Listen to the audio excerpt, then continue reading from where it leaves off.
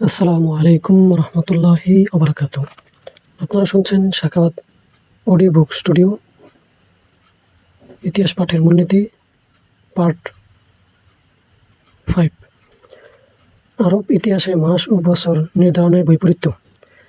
ইসলামের ইতিহাসে বহু ক্ষেত্রে বছর ও মাস নির্ধারণের জটিলতার সম্মুখীন হতে হয়। এর নেপথ্য কারণগুলো আসলে কী? প্রথমত, কতিপয় প্রাচীন বর্ণনাকারী সময় নির্ধারণ সহ ঘটনার বর্ণনা না দেওয়া। দ্বিতীয়ত, ঐতিহাসিক সূত্রগুলোতে একই ঘটনার ভিন্ন ভিন্ন সময়ের কথা বর্ণিত হওয়া, ফলে একটি সূত্রকে আলাদাভাবে প্রাধান্য দেওয়া অনেক সময় অসম্ভব হয়ে দাঁড়ায়।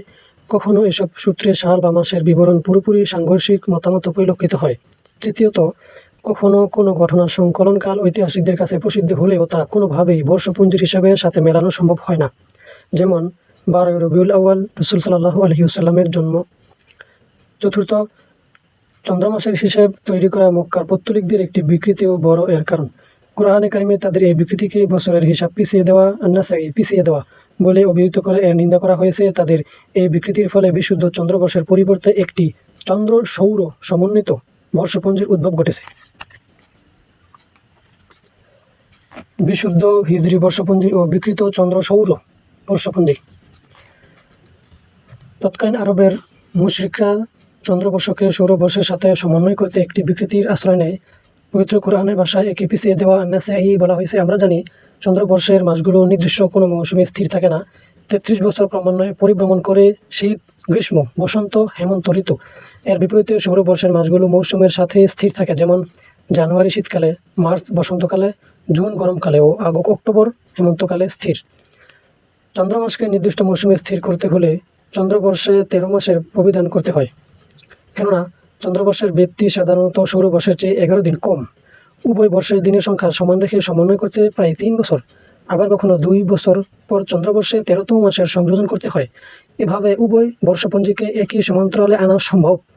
তাই স্বাভাবিকতই চন্দ্রবর্ষে 13তম মাস বৃদ্ধি করা হলে চন্দ্রবর্ষের মাসগুলো যথাস্থানে অবস্থান করে না।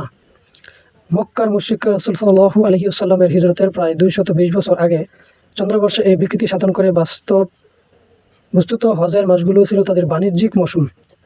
এ সময় তারা বড় বড় মেলার আয়োজন করত। এদিকে হজের মাস কোনো নির্দিষ্ট মৌসুমে স্থির থাকে না, কখনো গরমকালে আবার কখনো শীতকালে আসে। ফলে তাদের খেজুর ও গবাদি পশুকেন্দ্রিক যে বৈশ্বিক বাণিজ্য হতো, কখনো ফসল আবার আগে বা গবাদি পশুর বাচ্চা হওয়ার আগে হজের মাস চলে আসতো, তখন সব বাদ দিয়ে হজের কাজে ব্যস্ত হয়ে পড়তে হতো।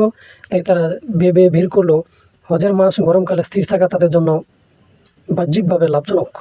এই জটিলতা থেকে মুক্তির উপায় হিসেবে বনু কেনানার কালাম্মাস নামের এক সর্দার পিছিয়ে দেওয়া পদ্ধতি আবিষ্কার করেন। এতে কৃত্রিমভাবে চন্দ্রবর্ষকে সৌরবর্ষের সাথে সমন্বয় করে হজের মৌসুম গরমকালে স্থির হয়ে যায়।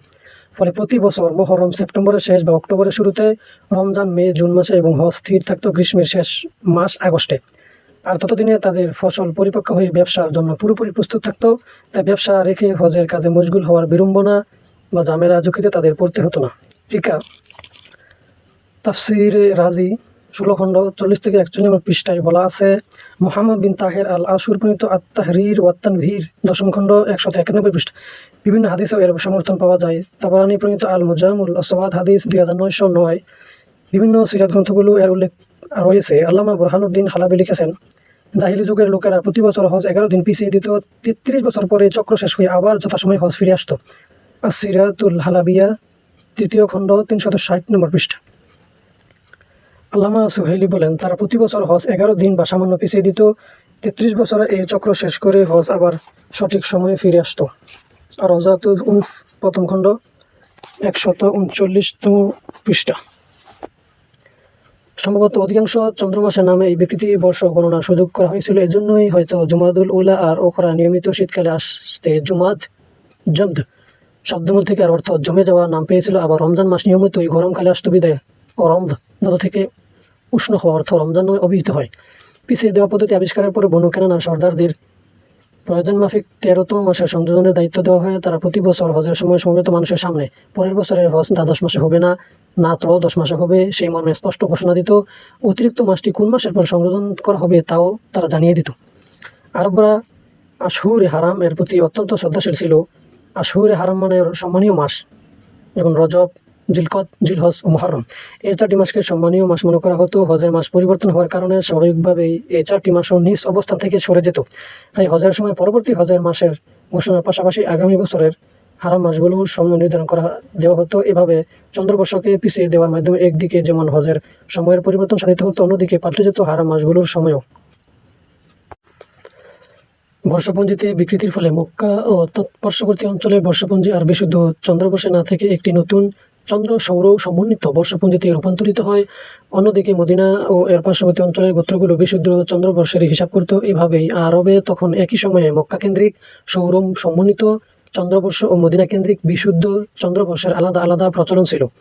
আবার কিছু কিছু অঞ্চলে প্রচলিত ছিল বসন্তকাল কেন্দ্রিক চন্দ্রবর্ষের। অবশ্য খুব কম অঞ্চলেই ছিল এর ব্যবহার।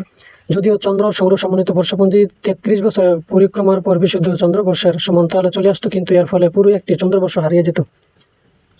এই জন্য ইসলাম বিজয়ী হওয়ার পর